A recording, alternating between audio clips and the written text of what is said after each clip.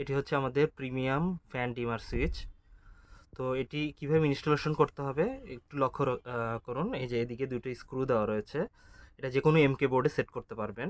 তো এই স্ক্রুগুলো আটকানোর জন্য আসলে ফ্রন্ট প্যানেলটা খুলে ফেলতে হবে।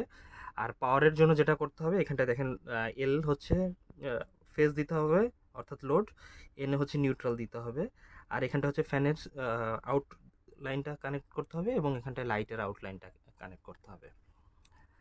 তো এখন দেখাবো এটার ফ্রন্ট প্যানেলটা খুলবেন কিভাবে। তো এই ফ্রন্ট প্যানেলটা খোলা একটু ট্রিকি, বাট সহজ আছে বিষয়টা। তো মূলত এখানটায় যে ফ্ল্যাট স্ক্রুড্রাইভারটা আছে মোটা সাইজের, সেটা নেবেন।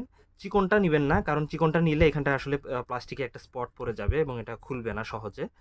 তো এটা মূলত দেখেন এখানটায় কয়েকটা পিন দেওয়া রয়েছে, এই পিনগুলোর মাধ্যমে আসলে ফ্রন্ট প্যানেলটা এই ডিভাইসের সাথে আটকে থাকে। তো মূলত এই কোণা বরাবর আসলে এই ফ্ল্যাটটাকে আপনার প্লেস করতে হবে। আস্তে করে জাস্ট ঢুকাবেন। এই যে এখানটায় ঢুকালে আস্তে করে জাস্ট এই যে দেখেন আস্তে করে ঢুকাইলে ফাঁকা হয়ে যাচ্ছে। জাস্ট একটু হালকা চাপ দিলে এটা কট করে শব্দ হবে আর খুলে যাবে।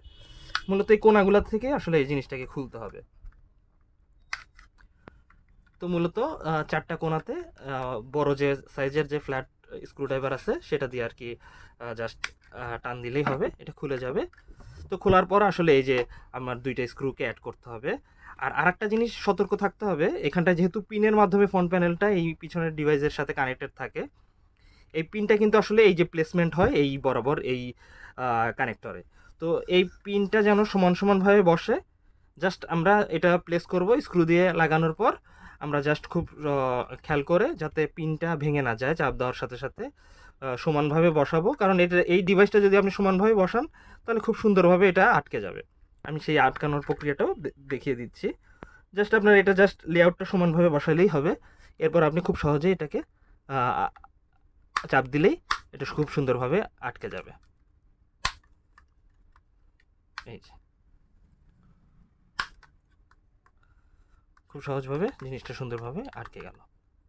এখন বাটনগুলো খুব সহজেই কাজ করবে।